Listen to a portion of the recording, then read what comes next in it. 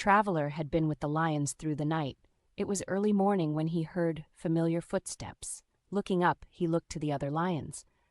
"Stay down," he growled out in his firmest voice, standing up himself, looking to the one coming close enough to see. "Eleanor, you came, but how? Why are you not in the kingdom with the other females coming?" Eleanor looked down shyly. "The kingdom is lovely, but everyone is finding someone, and well, it's hard to be there alone. I thought I'd be of more use here." Traveler looked to her. "How did you possibly get here this quickly?" She looked shyly to him. "It wasn't easy. They wouldn't let me leave the city, so I snuck onto an air contraption with some supplies." Traveler seemed off as he spoke again. "The ones in the kingdom, there are many who would choose you. I know they tried, but then I had cheesecake." He turned his head slightly. "Cheesecake?" Traveler urged her to speak. "I just mean, I didn't love them." Traveler put his head down slightly. "Love can come with time." She smiled slightly. "That I already know." Traveler looked to the lions around him. "You shouldn't be here. Some of these are just lions. They are under me, but still, it's in their nature, and you carry your own scent, not that of the kingdom's." She smiled slightly. "Well, if I didn't come to you, how would you know I was here?" His head was still down. "I know your scent. As soon as a breeze would have come, I would have found you in moments, but you should go." She took a step closer as he growled out at another lion that slightly twitched a muscle. Then she spoke to him. "Will you come talk with me? It's been a while since we last talked. I have something for you." Traveler looked to the lions again. He seemed irritated. "Cocky," he roared. A smaller male lion rose up. "Yes, Traveler? Keep them controlled here. I will escort this lady to the camp." The smaller lion bowed slightly. "As you say." With that, Traveler took a deep breath, coming up beside her. "My lady, let's get you from here." With that, she put her hand on his side in his thick mane as he walked with her. The new snow was not as white as him in his new fur as he stood out. I had seen them walking past the camp to the large lake where the pine trees were still green. He found her a log, wiping at it with his paw to remove the snow from it for her. Then he waited for her to sit as he sat beside the log. "This place is lovely. It reminds me of back home with the waterfall and—" Traveler, seemingly annoyed, stopped her with his words. "Why are you here really?" "Because you lead me here just now." He turned his head slightly away. "I'm not in the mood for teases." She could tell now he was upset. "I'm sorry, He could see she was getting quiet. "I'm sorry, She saw it in him too." "Just what?" He slightly growled a whisper. "I just didn't want to see you here, not now. I mean, I did, but not." He slowed his thought and continued. "I didn't want to see you get hurt." She looked to him. "I am of the herd. My mare came with her stallion. Us herdspeople can handle ourselves just fine. I don't plan on getting hurt. I have other things in mind." Traveler still couldn't look to her eyes. "I want you to go back to the kingdom where you will be safe. This place is evil. He stopped his words, letting out a sigh. "Go on. What were you going to say?" She smiled softly, her words urging him to go on as he sighed. "Never mind that. You said you had something for me. If I take it, will you go back to the kingdom?" Her face slightly changed. "Do you really want me to go that badly?" He finally had the strength to look her in the eyes. "My lady," she snapped slightly. "And why do you keep calling me my lady? I've been to your kingdom. The ones called by this are, well, grander than I am. I'm just Eleanor." Traveler softened even more. "I call you my lady because I do not care for the name you were given." Eleanor turned slightly, looking down in a whisper she spoke. "Then do something about it." Traveler stood, going back and forth in confusion and irritation. Then pausing, he looked to her. "I truly wish with whatever is left of me that I could. There's pains I thought I could no longer feel growing in me, but there's other feelings trapped I cannot release, and it's killing me, my lady. It's tearing whatever is left into dust." Eleanor looked to him. "I understand I do. I feel the same. I'm nearing 35, not once allowed to have feelings. But now I do, Mashi, and I know you do too. If you would just not hide it from me, we could." Traveler snapped. "We could what?" "I cannot be the man you need me, or me myself to be. If I was the man I was from the night in the meadow, I would have rode you on my lion's back to the kingdom.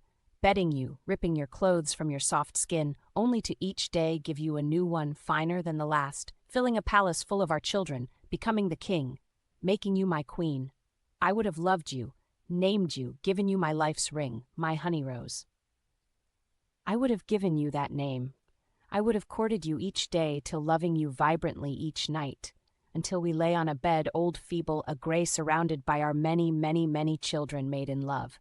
I see my brother deeply in love. I see your stallions deeply in love, each giving their mates all of them, but I cannot give you any of it, not even a piece, and it's killing me.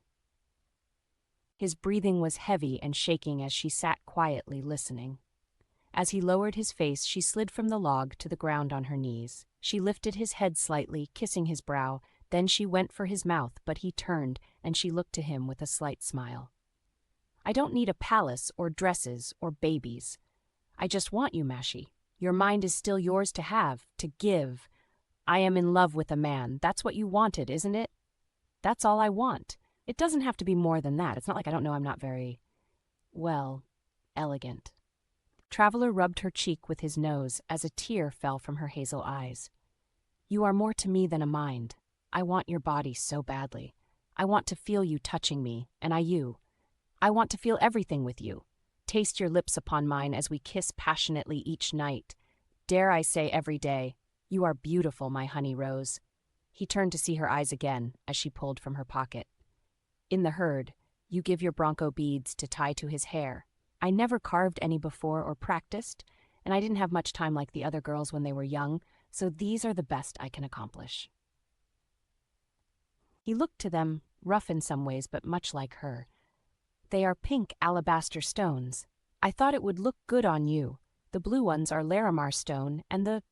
Traveler looked to it as he spoke. You did well on this. She looked to him shyly. Can I put it on you? He backed away slightly. I know your feelings to me as you know mine to you, but I need you to go back to the kingdom. I will escort you to the airship. There's one that should be leaving soon. She looked hurt. Then, when you come back, will you let me? Traveler sighed. I need time. There are important factors. It would be wrong of me to lead you in any direction but that of one of protection. That is the least I can give you. She held him still with her hands. Come with me, then. His body was still, but his eyes were crazed. I have to stay by the king, you know this. She firmly spoke. You are not his slave. You don't have to if you don't want to. Traveler nudged her slightly. Whether or not you like it, I am his lion. You are his brother. It is not your job to watch over a fully grown man. He backed up. Neither is it your job. She stopped talking. It started to rain. She stood, going under a pine, shivering as he looked to her. Don't you see now? I am of metal. I'm cold, yet I feel nothing of it. I cannot keep you warm, though it is my only wish, but you would freeze to death by me. She finally spoke. But your heart is warm. You will not ever be able to douse my flames for you. I am confused as you in this. I want to give you everything you want, Mashi, what you really want, but are too afraid to ask. But I know we can't. But what we can have is that feeling together. Yes, it's ripping us to pieces now, but I know we would find a way. We can hold one another, talk, be as man and wife in so many ways. Do you really think mating is what makes a marriage? I have lived this long without it. Why would that be an important part to us? I love you, Mashi. How many ways must I say it before you understand I am not in love with the lion. I am in love with you, the man. That's who I see. That's who I love and want to be with, whether it's one day or 100 years. He spoke with frustration as she stood shaking. Why won't you give up? He gritted in the own pain he was feeling. It was pouring now, where you couldn't see in any direction. Traveler sighed, letting go of what pain he could. Well, the airship won't be leaving in this. Let's get you warm and dry in a tent. He turned to lead her as she whispered, Mashi. He turned to see her as she kissed him passionately on his large fur-covered lips. Something snapped in him. He couldn't stop it.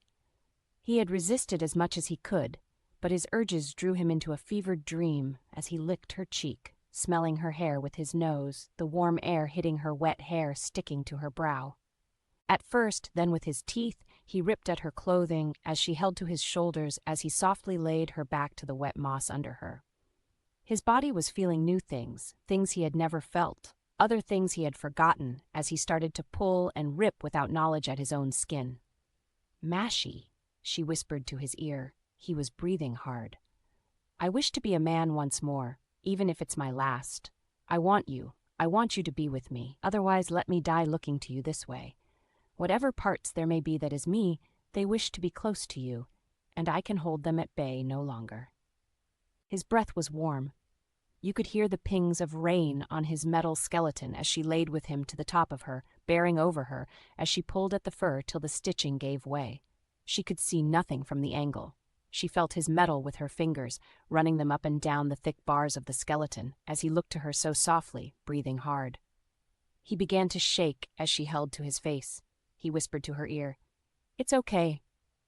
She looked worried. "Let us be happy this once, just this once." Then steam started to rise out of his mane. He jerked his head with a glitch-like action, slightly as she pulled on his mane with her fingers.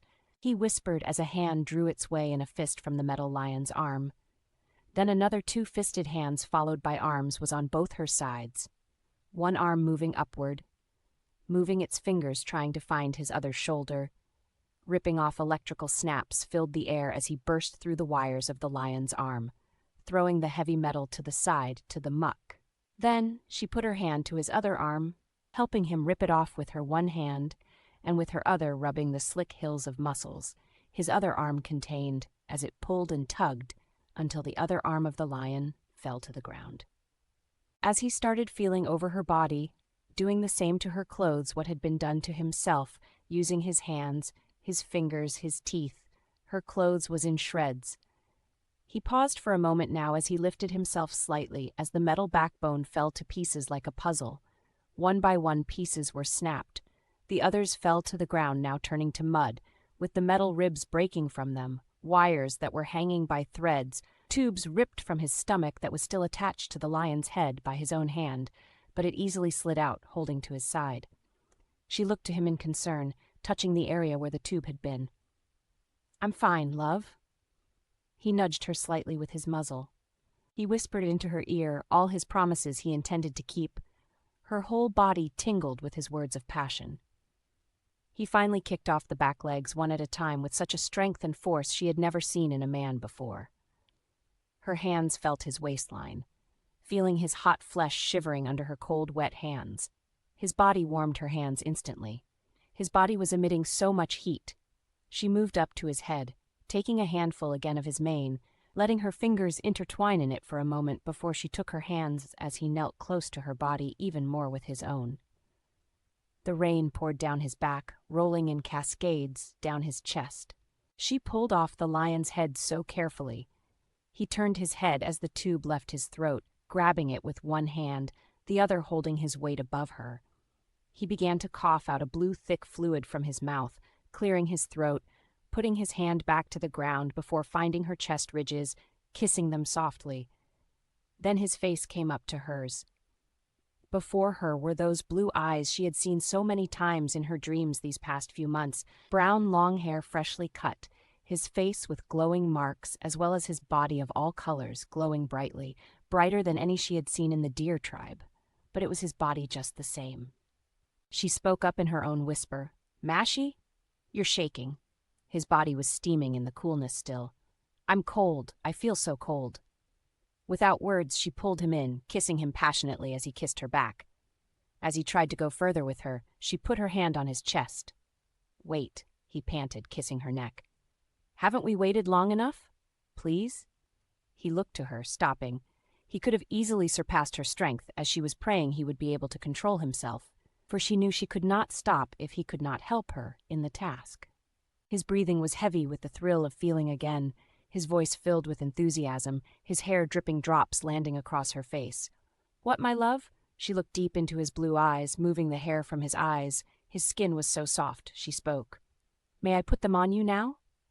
As naked as he was, he sat up slightly off of her. "If only." He paused as he looked to himself, to his hands. "Well, I'll be," he said in astonishment. He looked to the metal around him, then to his body, thin but well-muscled, still seeming to be the age he was when he was put in. But how? And how come he was kept in the lion? His fingers still incredibly stiff, They both sat a moment with many questions. If they knew he was still in his body, but how could it be? Both had questions that they didn't mind never knowing, but grateful for the moment they were having. The only thing upon his bronze-colored body was his life's ring on his hand, as he turned it this way and that, pulling it off with his mouth. He took it off with a few twists and a pull as the rain fell upon them, grabbing gently for her hand, his voice soft, still deep but not as it was. "Be my wife, my honey rose. I would eat thousands of your stars to have this wish." She stood, chest bare to the rain hitting her, the rain covering the scene from others' view. Though no one was there to see anything except for a pair of eyes diligently ready to do their own duty if it came to it, the moment was theirs and theirs alone. She went and picked up the stones that had fallen from her when he had grabbed her sitting down next to him, as he covered her in the white fur he had once worn. She carefully tied the beads to his hair as he leaned in, for he was much taller than most men. Once she was done, she drew herself up by her knees, touching his face as he leaned into it. "I can feel your touch." He put his large hand over hers, then taking her hand, he put his life's ring on her finger. "My wife for 1 day or 100 years." He looked about. "You hear that, eyes, we are married now, leave us." A simple pine needle fell to the ground. "Is someone here, Mashie?" He smirked. His was soft than his brother's. "No, my honey rose, it's just us.